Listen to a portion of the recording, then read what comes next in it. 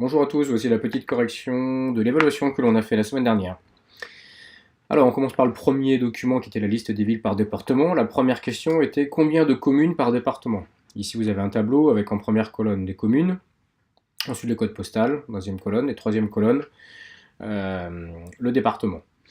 Donc il fallait utiliser la fonction, il faut que je trouve le nombre, si le département est de 90. Donc on appelle la fonction nombre si. Dans tout ça, dans toute la colonne C, si le département est 90 ou ce qu'il y a en F3, ça vient exactement pareil. Je referme.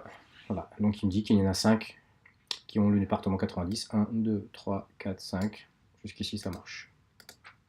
Vous avez la possibilité de copier ou de réécrire à chaque fois systématiquement la même chose, mais où je vous avais montré, je sais que peu l'ont fait, mais certains l'ont fait. On peut aussi fixer la colonne, parce que la colonne C, elle ne va jamais bouger. Donc si je mets $1 sur C et sur ce C là, pour être sûr que ça fixe bien la colonne, je n'ai plus qu'à sélectionner ici, et je vais recopier la formule qu'il y a en F4 partout, ici. Et donc ça prend automatiquement en compte. Ici, ça m'en met 47 dans le 91, 11 dans le 92, 10 dans le 93.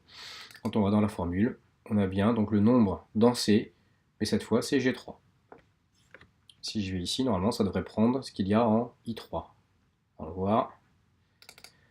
Ça a bien pris I3, ça a bien recopié sur la droite, mais ça a bien fixé la colonne C. Ça c'était pour le premier exercice. Donc en ce qui concerne le graphique, il fallait sélectionner donc l'ensemble des données que l'on veut faire apparaître. On insère un diagramme, on va le faire en colonne cette fois, on va suivre l'aide ici, suivant.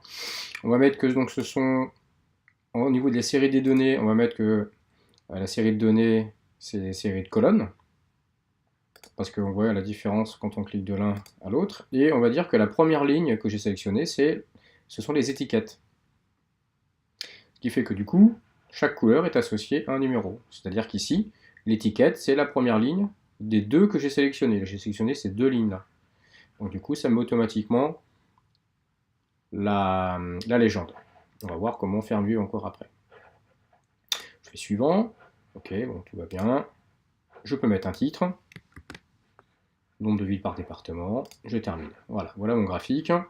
Je vais donc le déporter pour la faire apparaître ici. Ce qui serait bien, c'est qu'à la place de la légende, j'ai pour chacun ici les étiquettes. Donc, on peut faire, on clique dessus, on peut faire pour chacune des étiquettes, insérer les étiquettes de données. Ici, en fait, ça me dit que pour chaque département, ça me donne le nombre exact. Ça peut être plus facile à voir et à analyser. Voilà. Enfin, dernière question pour cet exercice-là. Il fallait que mettre une formule ici pour que ça me dise où Lisieux, dans quel département est Lisieux. Ça pourrait être n'importe quelle ville. Si je change après et que je mets Méréville, ça devrait me mettre 91. Là, ça devrait me mettre 14. Normalement, Lisieux, c'est dans le 14. Voilà. Donc là, c'est les deux formules imbriquées, index et équive, que nous allons invoquer. Donc, j'appelle ma fonction index. Il me demande la référence. Donc la référence, eh bien, c'est tout ce tableau-là, tout ce qu'il y a dans ces colonnes. Hein. Je pourrais gagner du temps. Sinon, je pourrais dire que ça va de A3 à C, je ne sais plus combien, C 201. Mais il suffit de sélectionner les en-têtes de colonne ici, et ça fait aussi l'affaire. Donc mon premier paramètre est rempli, c'est là-dedans que le tableau, et ma référence est là. Ensuite, il faut que je trouve le numéro de ligne. Donc là, c'est équivalent, je ne réexplique pas, hein, parce que j'ai déjà fait des tutoriels là-dessus. Donc il faut que je trouve l'équivalent, donc mon critère de recherche qui est Lisieux, l'équivalent de Lisieux, est-ce qu'il y a en F35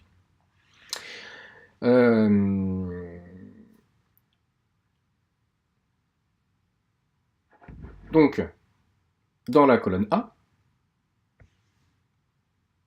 et je veux que ce soit le résultat exact, donc je vous avais dit que là, quand c'est comme ça, c'est 0, c'est-à-dire que je veux pas il n'y a pas d'arrondi, hein. Là il me faut vraiment trouver Lisieux et me rapporter ce qu'il y a dedans. Ensuite, je rentre dans ma fonction index, mon deuxième paramètre est rentré, c'était la fonction equiv. Dernier paramètre qu'il faut mettre, c'est dans quelle colonne il va falloir me donner le résultat. Le résultat que je veux retrouver, moi, il est dans la colonne C, donc c'est la 1, 2, 3e colonne du tableau. Je ferme. Donc là, on peut constater qu'il y a une erreur, parce qu'en fait, ici, j'ai fait comme vous faites aussi parfois, vous voyez, ça arrive à tout le monde, hein. J'ai mis une virgule au lieu d'un point virgule. Alors forcément, point virgule, voilà, c'est bien dans le numéro 14. Vous avez vu la faute en live. Il faut retrouver à chaque fois où est la petite erreur. Donc ça met 14. Si, mettons, je mets lisse ici, normalement ça devrait mettre 91. Donc allons-y. Lisse, ça me permet de vérifier que ma formule est bonne. Voilà, ça met bien 91.